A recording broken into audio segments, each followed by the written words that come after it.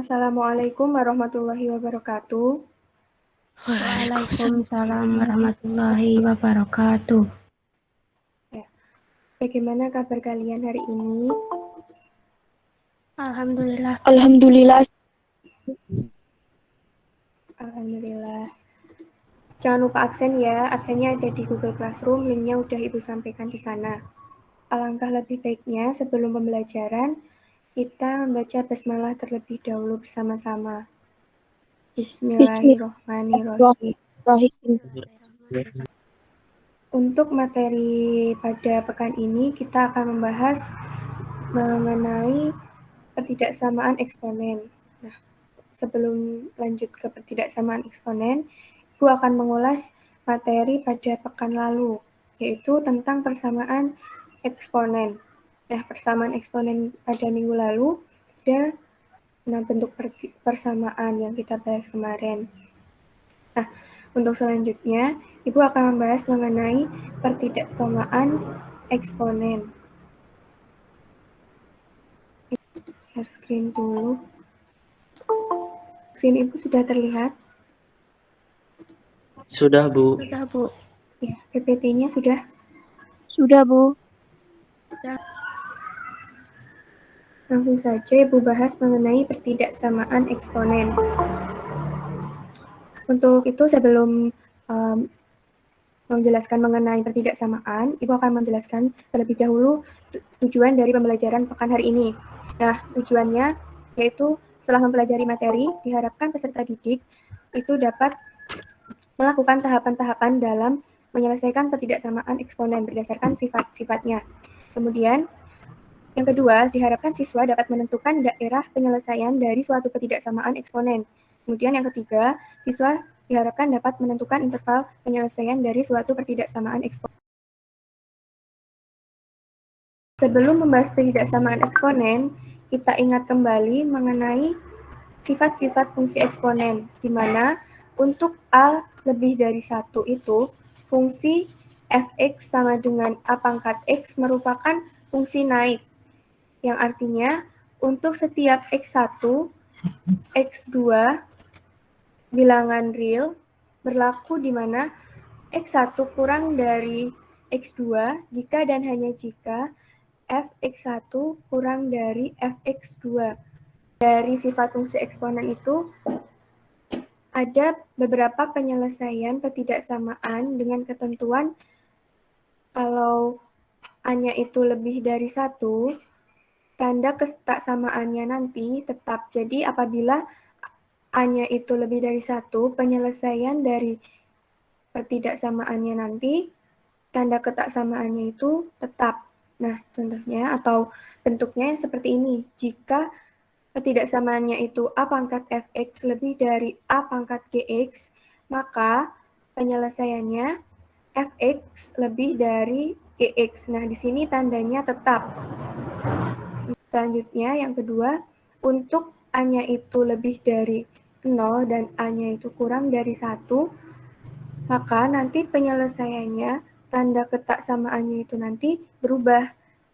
Seperti bentuk ini, jika A pangkat fx-nya itu lebih dari A pangkat gx, maka penyelesaiannya nanti tanda ketaksamaannya berubah dari yang tadinya lebih dari menjadi kurang dari.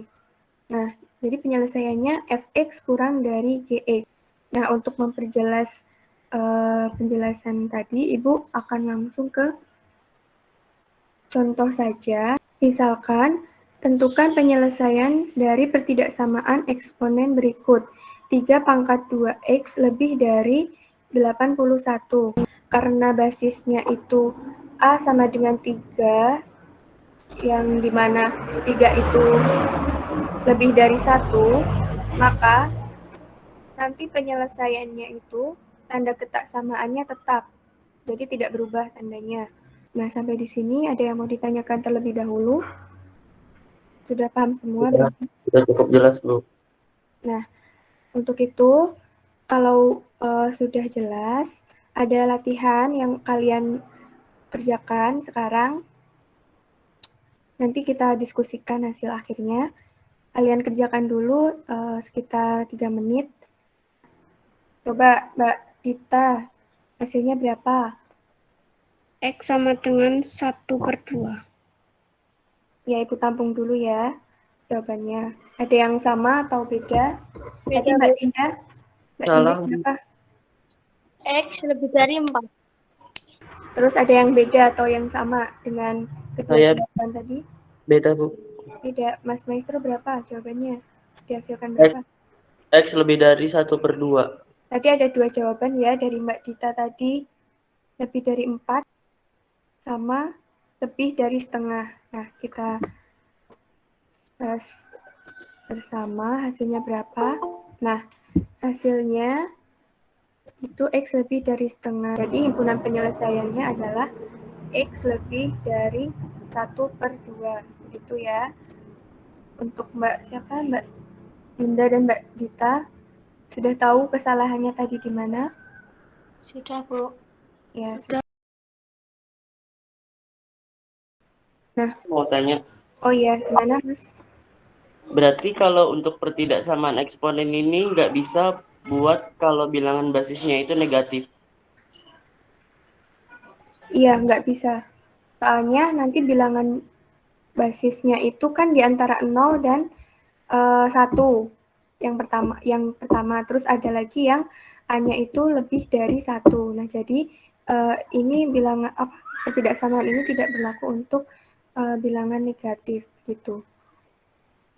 Baik, terima kasih. Iya. Nah, untuk itu kesimpulan pada materi pekan ini, ketidaksamaan itu ada dua ketentuan, yaitu ketentuan untuk bilangan pokoknya yang lebih dari 1 dan ketentuan bilangan pokoknya yang A-nya itu lebih dari 0 atau A-nya itu kurang dari 1. Jadi A-nya itu di antara 0 dan 1. Jadi setengah, sepertiga, seperempat, dan seterusnya yang kurang dari 1 begitu. Untuk tugasnya ada di Google Classroom, kalian kerjakan. Untuk menutup pembelajaran kali ini, kita tutup dengan bacaan hamdalah bersama-sama terlebih dahulu. Alhamdulillahirabbil alamin. Cukup saja untuk pekan ini. Assalamualaikum warahmatullahi wabarakatuh. Waalaikumsalam warahmatullahi wabarakatuh.